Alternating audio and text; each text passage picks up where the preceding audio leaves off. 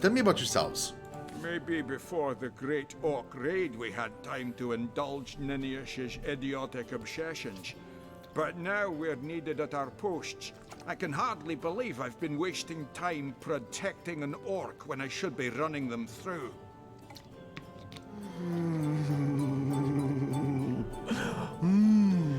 Well, I mean, thank you, Sean Connery. Excuse my friend's violent outbursts. He hasn't enjoyed a woman's touch in quite some time now. It makes him a bit edgy. Your woman's touch is less of a loving caress and more of a claw shanked brutally through the throat. I'll take my chances as a bachelor, thanks.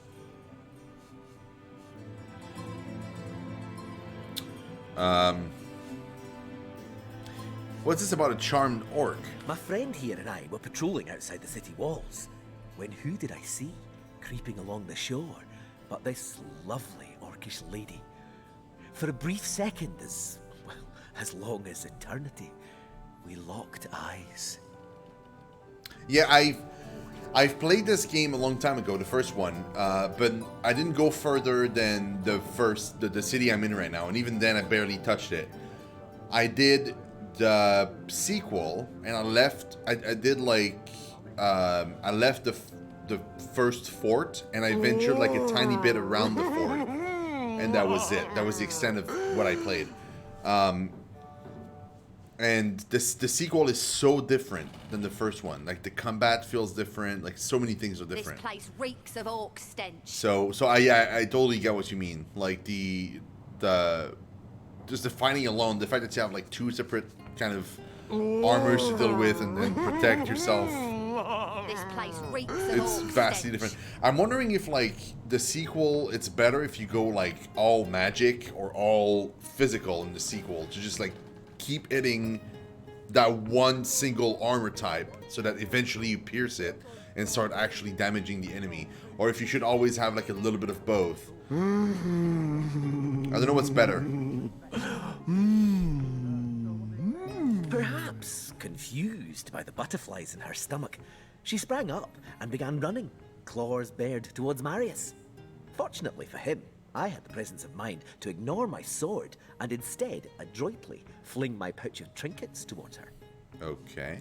A vial of love potion shattered over her head, and when she turned to face me, she became instantly enamored. Orcs have tails? So they're lizards? I'm sure she must have been compelled to join the Orcish army under some kind of duress. A lady with such a sweetly savage manner would never willingly join up with those vicious marauders. I can assure you there wasn't a hint of sweetness in those murderous eyes when she lunged at my throat. She may be confined here for now, but who's telling when she'll escape and who she'll rip to shreds?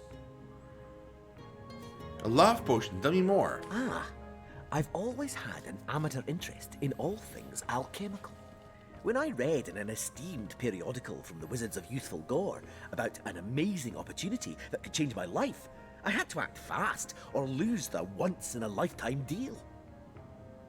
One day, Moira. So you're One doing day your we'll show 'em so all. you're literally split in the middle. That's interesting. So you got like two physical and two range.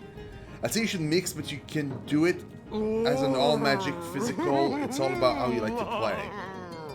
So Sarah, you think it's just a question of like getting good at the game essentially and getting good at planning your shit, and you'll be able to succeed whatever your party composition is.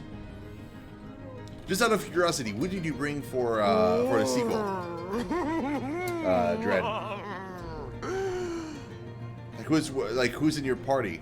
Did you pick? Did you make a character that was like all your own, or did you start with one of the characters? And if you did, then which one did you start with? I'm curious to see like which like characters were interesting to you, or you decided to go with because. Like, when you pick a character, like, is it because you like the story or the voice acting, or was it more like you just think they look badass and you just wanted to see more of them? Like, What was your thought process behind it?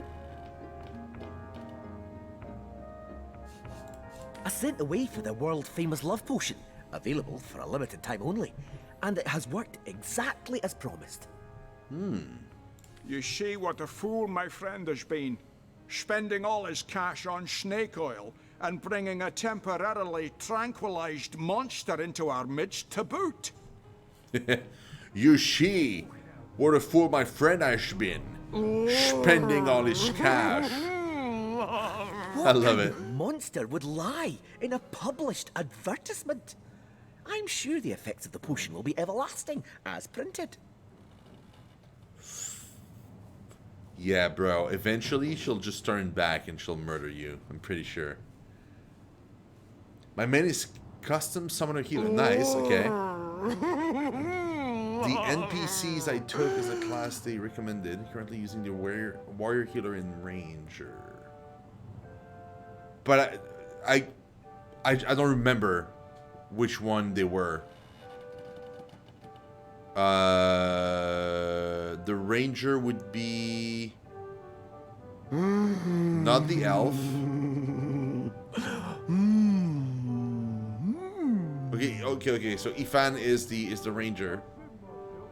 Lose is the healer. Which one's Lose?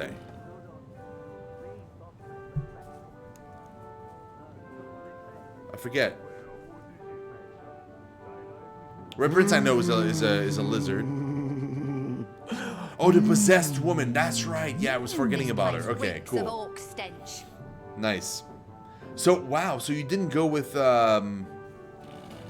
you didn't actually go with an undead, or are you yourself an undead?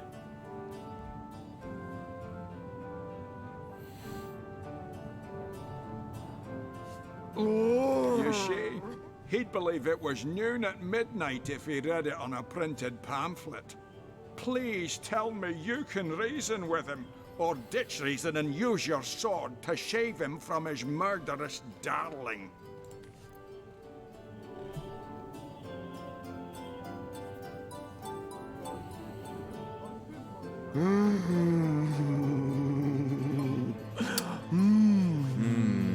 I mean, yeah, she could be valuable information, but honestly, I feel like she could just turn, like, it's unfortunate, bro, but like, I feel like she could just turn evil at any point.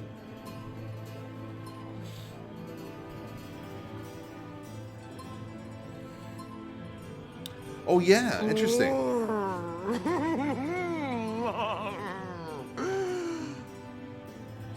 So you wouldn't have a warrior anymore. You would have like one physical and then 3 magical and no warrior anymore? She's got to be put down. If this love potion is as dodgy as it sounds, she could come to her vicious senses at any time.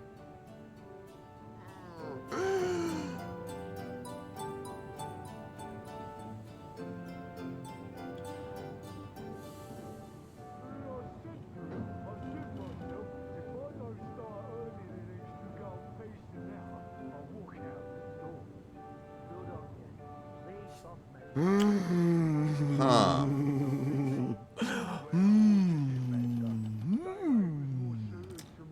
I'm starting to wonder if, like, if we question her, if she's gonna give me something of value, like information of value or not. Maybe I should have gone with questioning. Because what if she's like, oh, by the way, there's a treasure buried on the beach at that location, you know, like.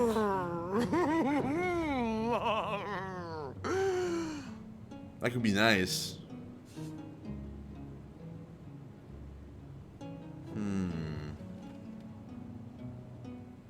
No, you know what? Never mind. Yeah, that one. Agreed. I've never met an orc I trusted, charmed or not. Glad to hear I'm not the only one with common sense around here. I'll do the honors myself. No! She's harmless! Please!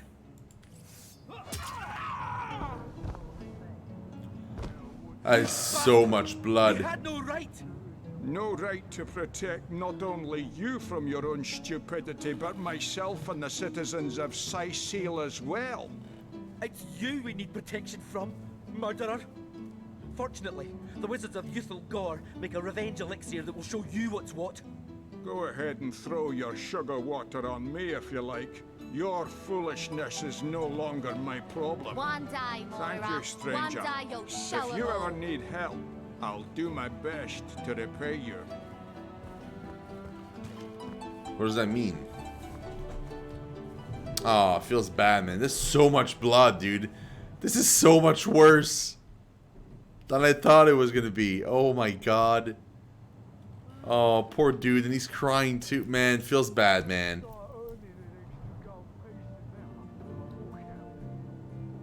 But that's the only Sean Connery accent you'll encounter? Really? Oh, that's unfortunate. One day I you'll liked show it. 'em all.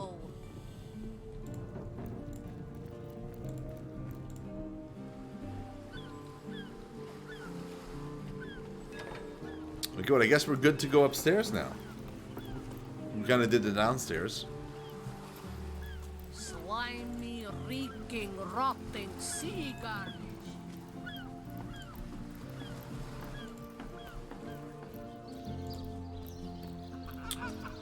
Oh yeah. Yeah, we have to get out of... if I remember correctly, there's like an underground thingy, and then you can get out here and get this chest. Cool. I'll have to check that out eventually. Legionnaire. So they're all just like random legionnaires.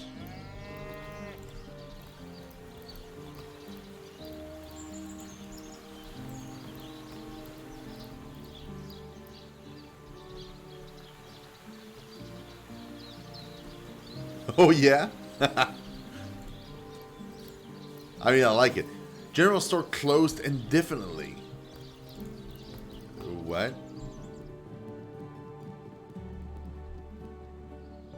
Oh, I don't have any... Oh man, I don't have any lockpicks.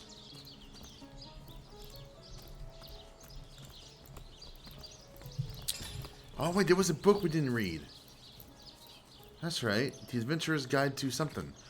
Rivellonian Moonstone is a pretty tough piece of rock. If the jewelers don't want them, sell them to a local smiths. They can use big, uneven pieces to fortify their clubs and maces, though I never did get the hang of it myself. Okay.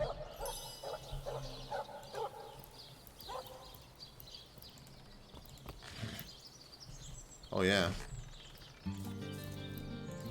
No. Whetstone wheel. Another hammer.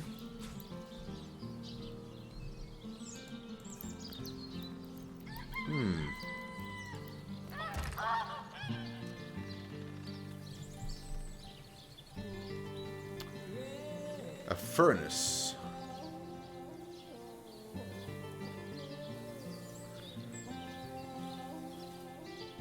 You actually cook?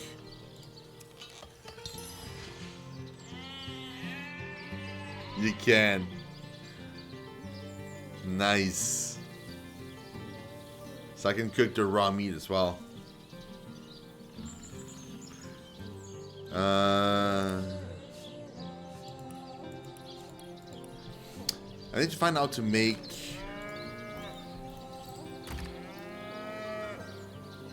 Oh, the whetstone wheel. No, I don't need this. I need to figure out how to make, wait, can I... Oh. How to make, lockpicks. That's a cool thing that, like, when you're, undead in the second game, you can just, like, use your fingers It's heating as up. lockpicks. Another rabbit foot. Beyond these walls, the dead roam free, Hunter. Be vigilant. Oh yeah, we're not going there. Feeling hot under the collar. Not yet.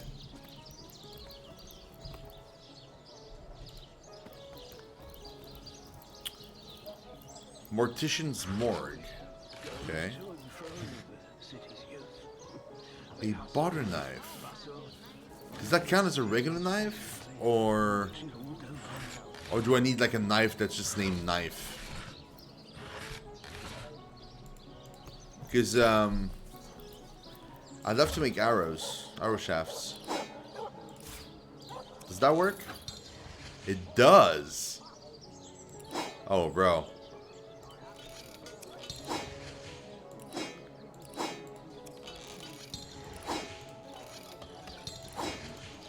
Nice. Nice.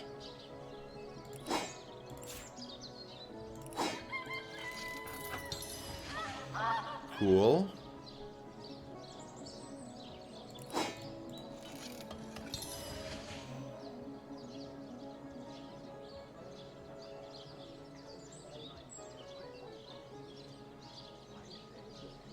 Oh. Oh, I should have used the arrowhead with something else. I see. Okay. So it's the arrowhead with something, and then whatever the result is, then you mix that up with the shafts, and then you get something. Okay. So that's kind of wasted. That's fine. That's fine. We're learning. What if I do that? No. Oh, and I literally lost the skull as well. Shit, okay. Damn. It's rough.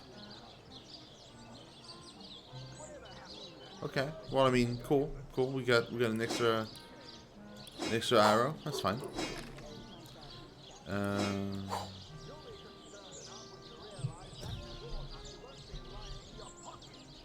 Should I go into that building yet? I guess so, yeah. Because that one I can't enter here. I'd have to go like this way. Okay. Yeah, we can go in.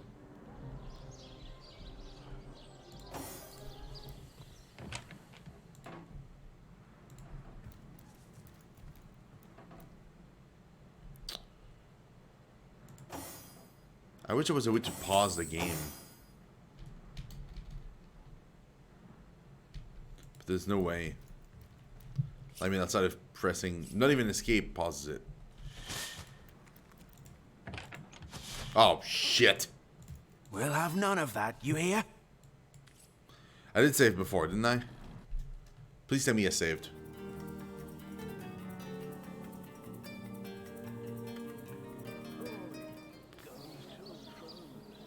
Okay, I saved before entering. Yeah, okay.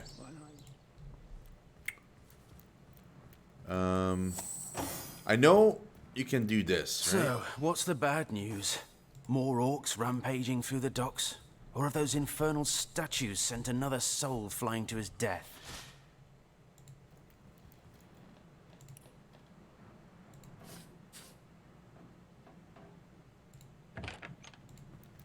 I'm gonna take that, bro.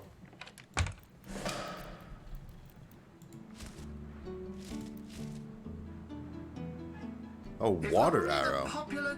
Sigurd's beard, what a find! Damn, please, please scream some more. Nails. I think it might be nails, I'm not sure.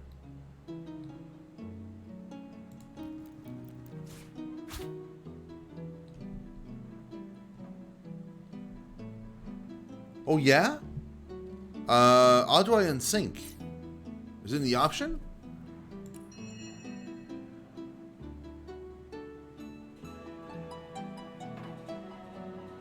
No, I think it's on Steam, right? It's in the options of Steam itself.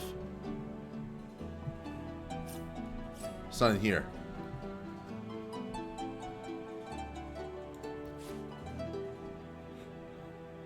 Man, that's good to know. Thanks for the tip.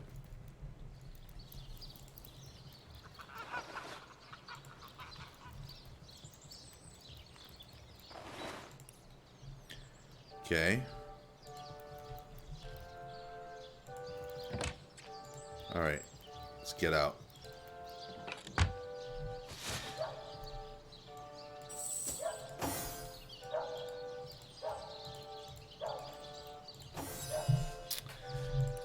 What do you sell, bro? Nails.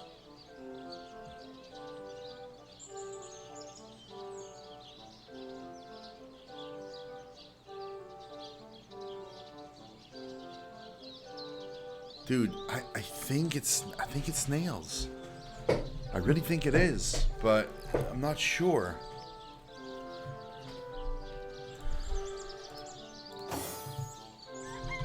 Can I craft in the meantime? Can I try? What would it be? Nails and what?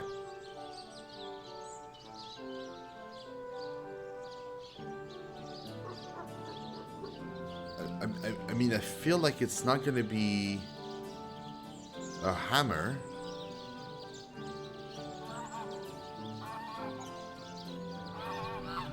Hold on. I don't want to waste them, right? So we'll try different things and we'll see what happens. Oh. I know, I just haven't gotten the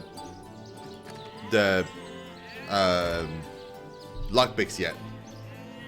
So I don't know. I don't even know if it's nails. I feel like it probably is, but I'm not sure.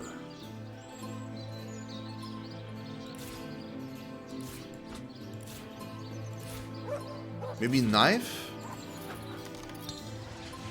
No. What about shears?